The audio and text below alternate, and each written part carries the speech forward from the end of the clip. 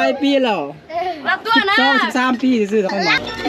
ผู้สาวกำลังไข่ปินเป็ดบ่แม่นปินไก่พี่น้องเนาะ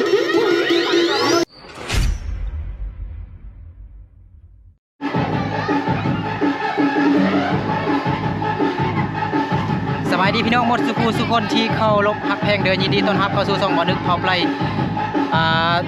ตอนนี้บ่าวนึกอยู่บ้านคลองบ่าวนึกเนาะบ้านห้วยเพาะเมืองไสยบุรีแขวงไสยบุรีสปปลาวเด้อมื้อนี้บ่าวนึก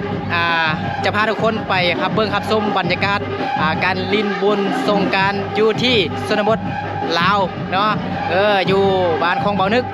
100% เป็นชนเผ่าไพรพี่น้องเนาะหรือว่าชนเผ่าลั่วก็ได้พี่น้องเนาะคนลั่วตอนนี้ก็เจ้ากำลังเต้นอยู่ในเงินนี่พี่น้องเนาะเด็กน้อยเต้นโคตรเก่งเลยพี่น้องเนาะอยู่บ้านบ่าวนึกนี่เด็กน้อยเต้นเก่งแฮงพี่น้องเดียวจังหน่อยบ่าวนึกจะพาทุกคนเบิ่งอยู่ในเงินนี่พี่น้องเนาะเมื่อวานนี้ก็บ่าวนึกก็ได้ถ่ายอยู่บ้านดงล่วงอยู่เมืองเพียงพุ่นพี่น้องเนาะมื้อนี้บ่าวนึกมาถ่ายอยู่นี่เป็นEP 2เนาะบุญสงกรานต์ปีนี้พี่น้องเนาะบ่าวนึกจะพาทุกคนเลาะแต่ละหมู่บ้านพี่น้องเนาะบ้านของบ่าวนึกนี่สบายดีด้วยโอ้เจ้าของเฮือนเอาอันซีนหมูพี่น้องนี่ซีนหมูแซ่บแก้มเหล้าเนี่ยคือจะแซ่บแห้งพี่น้องเนาะโอเคก็จะได้ให้ทุกคนติดตามไปยาวๆเด้อกินหมูปิ้งพี่น้องเนาะแซ่บไปเบิ่งเด็กน้อยเต้นพี่น้องเนาะม่วนแห้งเนาะเด็กน้อย10 ปี11 12 ปีเนี่ยเต้นโคตรเก่งเลยพี่น้องเนาะเขาเจ้ามักม่วนเนี่ยเขาเจ้าจะบ่ได้ฮดน้ำอยู่เขตนอกพี่น้องเนาะเขาเจ้าฮดน้ำอยู่ในเฮือนคือสิม่วนแห้งเนาะเก่งไปเบิ่งกันเลยเด็กน้อยกับม่วนพี่น้องทำมาดิน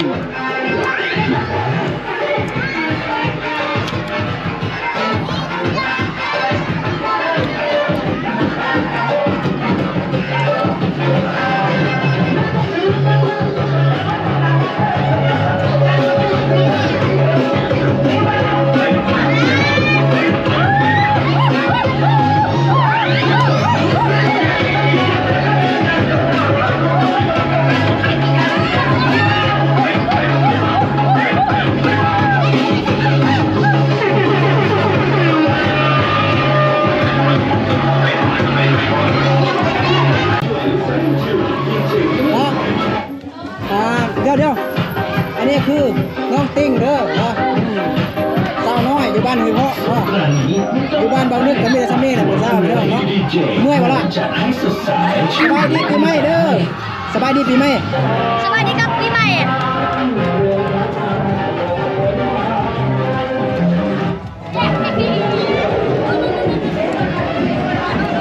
กันอยู่นี่เนาะเมาแล้วป่ะเขาเต้นซื่อๆเขาบอกกินเหล้าเนาะเต้นให้เบิ้งจากท่าดูเต้นก่อนซ้อมเต้นมาเป็นเต้นให้เบิ้งจากท่าดูเต้นมาเป็นเนาะเต้นมาเป็นตึงอะไรเนาะเต้นจากท่าดูทุกคนมาเต้นน้ำกันเด้อบุญนันทาน่ะสงการที่มาเด้อบุญสงการเล็กน้อย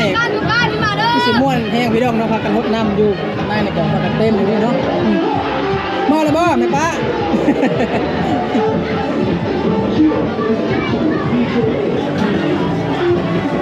โอ้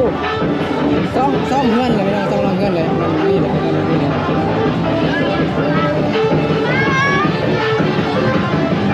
เขาจะเต้นอยู่ในพี่น้องเนาะอาการคือสิอบเอาเองเด็กหน่อย12-13 ปีเนี่ยถ้ากันเต้นม้วนแห้งพี่น้องถ้ากันป้าแป้งให้กันเต้นเนาะ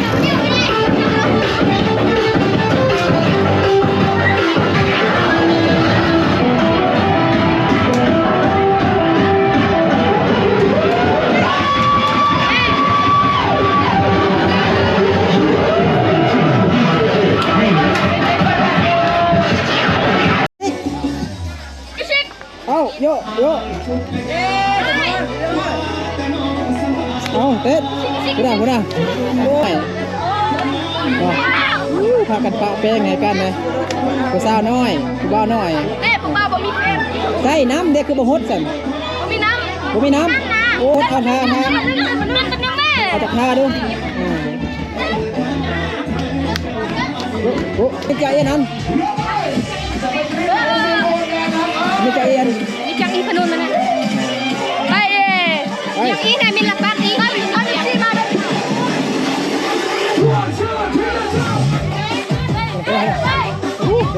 จังแม่นักอะไรจังเป็นประโยชน์นะจังเป็นประโยชน์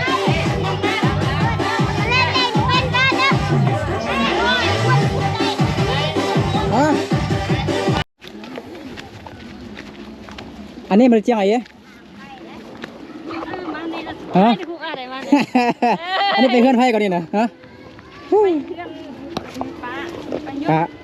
ปลาย่นไปเต้นอยู่เพื่อนปลาย่นว่าสั้นพี่น้องเนาะโอเคพี่น้องนะเดี๋ยวเราจะไปต่อเฮือนอีกเฮือนเป็นเฮือนมาอีกพี่น้องเนาะเมื่อกี้มันอยู่ทางฝั่งนั้นพุ่นพี่น้องเนาะเป็นบ้านเก่าเนาะอันนี้จะเป็นบ้านกลางไปโอ้เข้ามาแคมป์ปลาเนี่ยเราอากาศเย็นดีพี่น้องเนาะซุ่มซื่นดีเฉพาะอยู่ในหมู่บ้านคลองบ่าวนึกเนาะหมู่บ้านคลองชนเผ่าไพรเนาะเขาเจ้าจะลินบุญสงกรานต์นะเขาเจ้าลินอยู่ในเฮือนนี้ประมาณชั่วโมงหรือว่า30-40 นาทีแล้วก็เขาก็จะไปลินต่อเฮือนไม้อีกลินต่อไปพี่น้องเนาะเห็นแต่เด็กน้อยน่าไปเห็นผู้สาวใหญ่เถื่อพี่น้องเนาะมันเป็นบ้านมัดพี่น้องเนาะเป็นบ้านเก่าบ้านเดิมพี่น้องบ้านเดิมหรือบ้านกลางบ้านจัดสรรนี่มันอยู่พูนพี่น้องเนาะเดี๋ยวเราจะมาเบิ่งการลินบุญสงกรานต์ของเด็กน้อยอยู่เฮือนหลังนี้ก่อนพี่น้องเนาะเขาป่าเขาดงแล้วบ่นี่นี่อยู่พุ่นเขาก็ลิ้นพี่น้องเนาะเงินหลังนั่นแล้วก็พุ่นเด้เดี๋ยวมาเบิ้งยังไม่ได้ยินเสียงเพลงเถื่อพี่น้องเนาะ เล็กหน่อยเต้นไปสิมวนแหง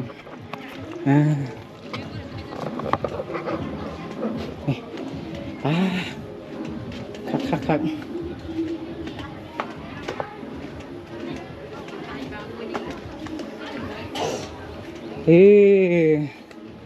สบายดีปีใหม่เด้อสบายดีปีใหม่บ่าวเที่ยวโอ้บัดนี้พักกันลิ้นอยู่เฮือนนี้บัดนี้เนาะเป็นเขาจะเปิดเพลงเต้นตึ้มเนี่ยแต่ผู้บ่าวผู้สาวหน่อยเนี่ย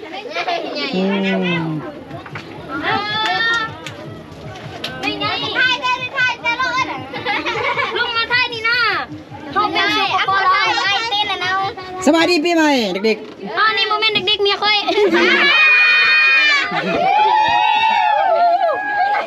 พยอกกันอันนี้โมเมนต์ผู้สาวอันนี้เป็นเมียว่ะสันพ่อนจักพี่ละสันสาวพูดน้อยๆสาวปลายปีแล้ว12-13 ปีซื่อๆตะคนมาตัวน่ะจักพี่สัน12 ปีพูดว่าสาวว่าสัน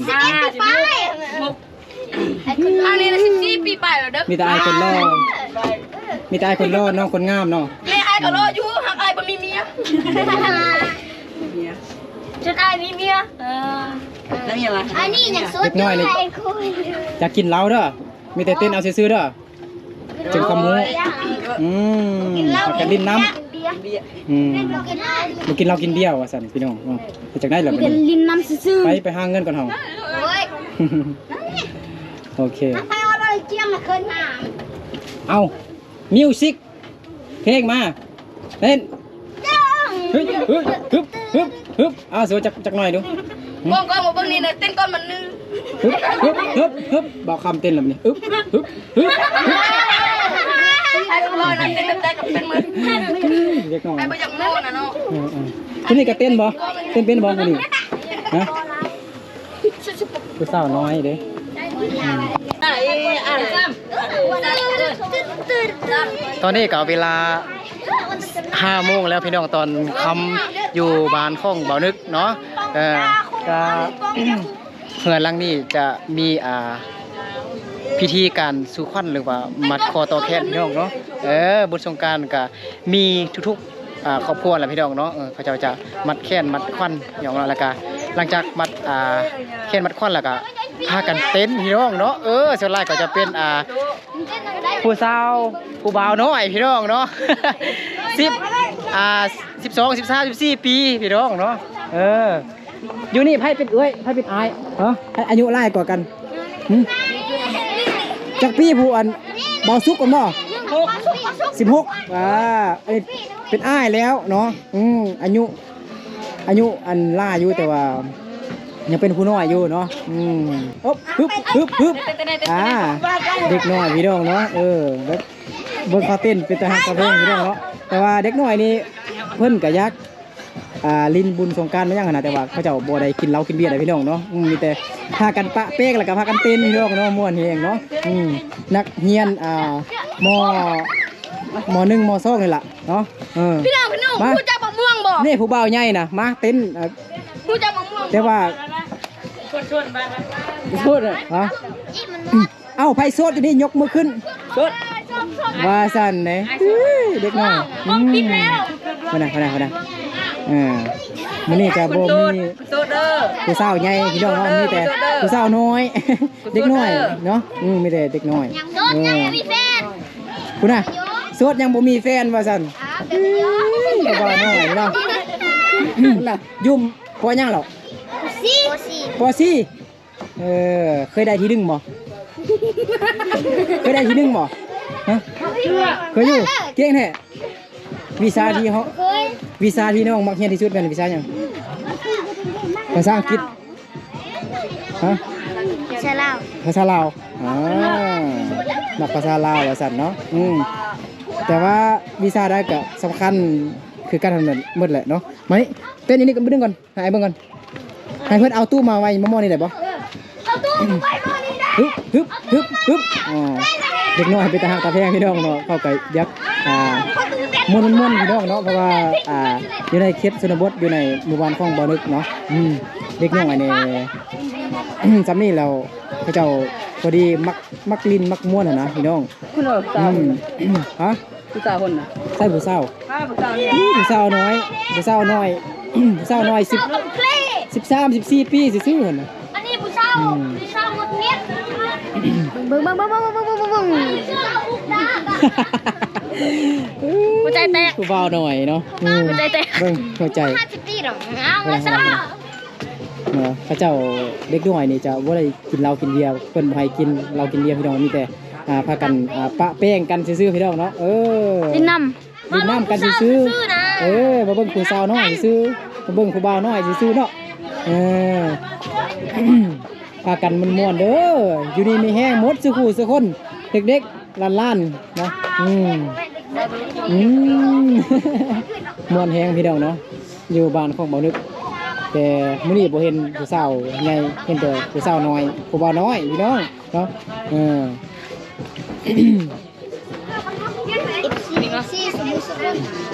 FC สบายดีขอบใจผู้สาวติ้งเด้ผู้สาวติ้งเป็นผู้สาวที่อายุหลายกว่าเด็กๆพี่น้องกินส้มหมกม่วงว่าซั่นเอ้าเต้นให้มึงดูฮึบ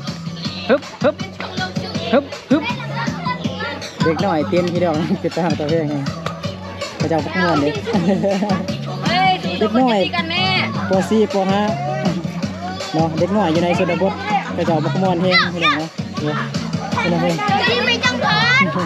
ไม่จังพรน้องจีไม่จัง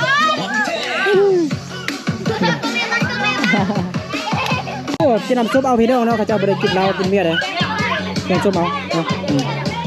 มานึกลองซิมจักจอกมาดูเนาะ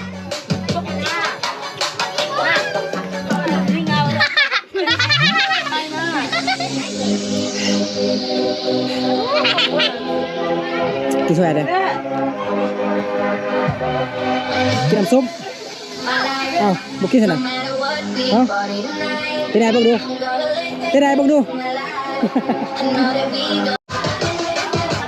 กินข้าวเด้อกินข้าวเด้ออู้ไปตาแซ่บแห้งเนาะเอ้ยเด็กน้อย โอ้สามัคคีแห้งพี่น้องเนาะ เบิ่งไปตาม่วนแห้งพี่น้องเดี๋ยวหาพี่น้องมาเบิ่งการกินข้าวสามัคคีของเด็กน้อยบ่เด็กน้อยดินบุญสงกรานต์มื้อนี้ม่วนแห้งพี่น้องเอิ้น FC กินข้าวนำเด้เอิ้นกินข้าวเนาะกินข้าวเด้อเอ้ยกินข้าวกับย่างเด้คือว่าเป็นตาแซ่บแท้ฮะกินไก่กินแกงไก่หรือต้มไก่ไม่ย่างละ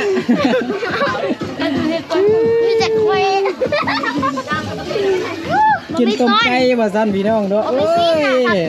กินหลายๆคนจังซี่แหละมันจึงแซ่บกินผู้เดียวแล้วมันบ่แซ่บกินน้ำมันบ่ได้กินเหล้าพี่น้องเนาะพากันกินน้ำส้มกินอันเป๊ปซี่พี่น้องน้ำอัดลมผู้สาวก็มีอยู่พี่น้องเนาะคือสาวน้อยเนาะเฮ้ยสาวน้อยยังขับกระดูกฆ่าไก่อยู่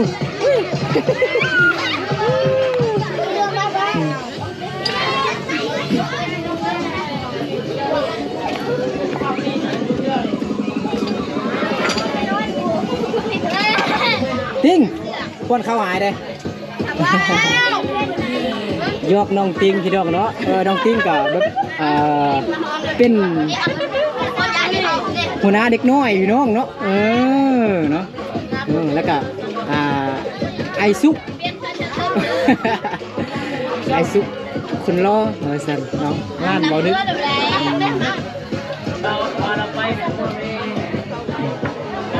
ไอขึ้นในบ่อนี่นะอันนี้อาจจะขึ้นฮะบ่อนี่เนาะกินข้าวมากินข้าวอยู่เฮือนหลังนี้พี่น้องเนาะหรือว่าอายุทางฝั่งไทยแม่นเขาเอิ้นว่าเป็นบ้านพี่น้องเนาะเป็นบ้านหลังนี้แม่นมื้อนี้จะมีอาการสู่ควันเนาะมัดคอต่อแขนพี่น้องก็หลังจากที่เพิ่นเฮ็ดควันเฮ็ดฮีทแล้วก็ก็จะกินเขาสามัคคีหลังจากนั้นแล้วก็พากันเต้นพี่น้องเนาะอยู่บ้านเบานึกก็จะเป็นจังซี่พี่น้องเนาะมื้อนี้ก็พาอันพี่น้อง FC หมดสุคนมาเบิ่งเด็กน้อยเต้นพี่น้องเนาะเบิ่งเด็กน้อยเต้นก็ม่วนแล้วพี่น้องเนาะเห็นบ่ควรเข้าให้กันอีกเห็นบ่เนาะม่วนแฮงเนาะเด็กน้อยก็เพิ่นบ่ให้กินเหล้าพี่น้องมีแต่กินแต่อันน้ำส้มหรือว่าน้ำอัดลมพี่น้องเนาะก็คือเป๊ปซี่อันเองพี่น้องเนาะจะกินเขาอิ่มแล้วได้ยังล่ะลงทางนี้เลยปึ๊บมาเบิ่งง่ายมาเต้นอยู่ทางนี้พี่น้องเนาะสงกรานต์ปีนี้เห็นแต่เด็กน้อยเนาะสำหรับอยู่อันหมู่บ้านของเขานึกเนาะฮึบเต้นกูนะน้อยติ้งมาเต้นอยู่พี่ไหมมาใส่เชือกก็ได้เอาฮึบเต้นงามๆให้เบิ่งดูนี่ไอซีให้คลิปอยู่นี่มามันเป็นจังเลยเสียงกันได้จริง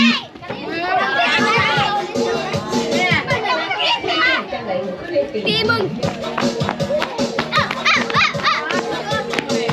เต้นงามๆดูติ้งนี่มาเต้นนำ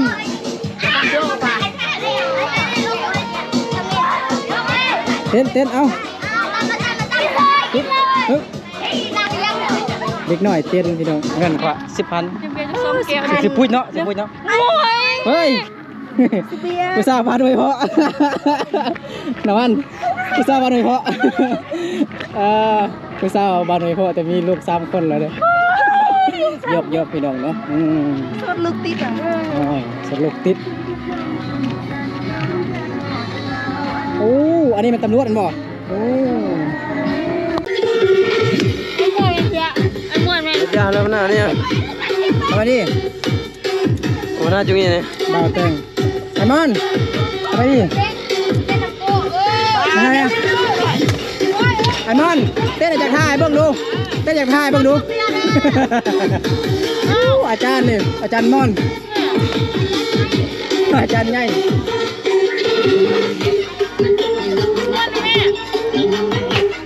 ผู้สาวบ้านเฮเพาะกล้องกันจะดีเบิดพี่น้องผู้สาวกำลังค่ายปินเก็บโมเมนปินไก่พี่น้องเนาะ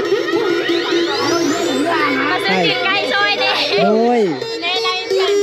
ใช่ที่ขี่รถไกลไปไกลมาก็พากันแวะเลยเด้อซื้อช่วยแม่ค้าไม่เด้อว่าสั่นอุดหนุนแม่ค้าไม่ว่าสั่น ราคาไม่ แม่ค้าไม่ลองเต้นจักค้าเบิ่งดิ อยากเล่นโมเมนต์ค่ะเกี่ยวอะไรนะ ก็ยอกกันมีดอกเนาะเฮ็ดคือแบบซิตี้กันหั่นล่ะเดี๋ยวมาเบิ่งคู่นี้กันฮึบฮึบเฮ้ง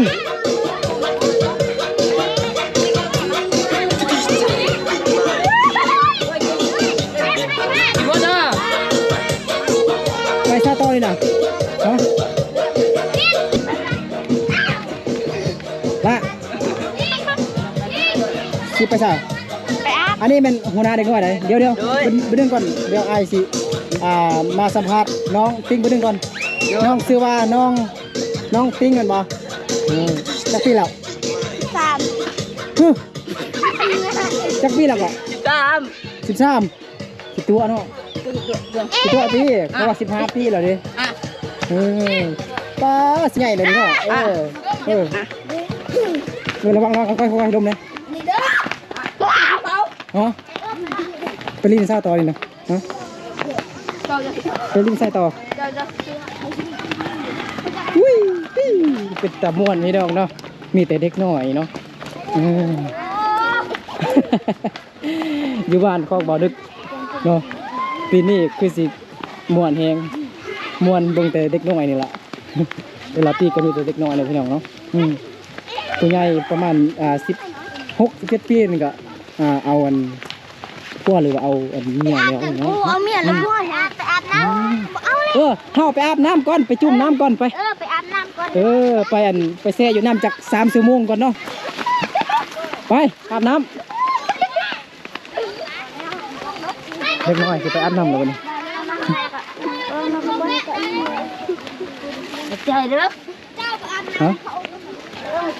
ไปลุกอาบน้ำก่อน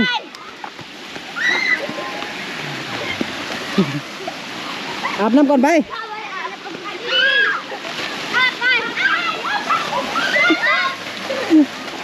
น้องบอลไปอาบน้ำก่อน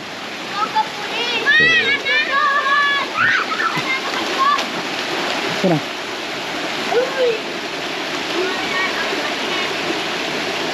เป็นติ้งมาไหมเป็นติ้งมาอาบน้ำนั่นติ้งมากันติ้งนี่กันเด็กน้อยมาอาบน้ำให้มันเย็นดีทีเดียว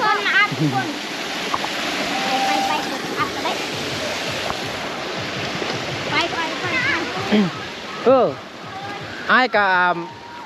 เมาอันไอ้กับเมาคือกันไอ้เมาอันน้ำส้มเป๊ปซี่เมื่อกี้นะเด็กหน่อยคิดลองเห็นปะบอดึกเป็นอันหัวหน้าเด็กหน่อยเด็กหน่อย13-14 ปีฝากกันลิ้นม่วนแฮงพี่น้องเนาะมีเด็กหน่อยเนาะ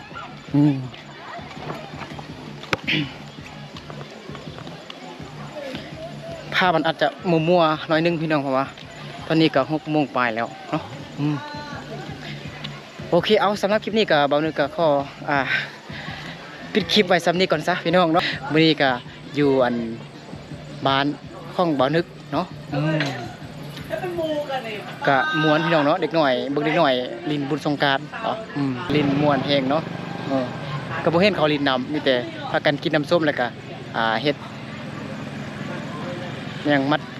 แค้นมัดควันให้กันแล้วก็ พากันเต้นพี่น้องเนาะโอเคเอาสำหรับคลิปนี้ก็เบาเด้อก็ขอลาพ่อพี่น้องหมดสุขุสุขคนไปก่อนเราเจอกันในคลิปต่อไปเนาะโอเคสบายดี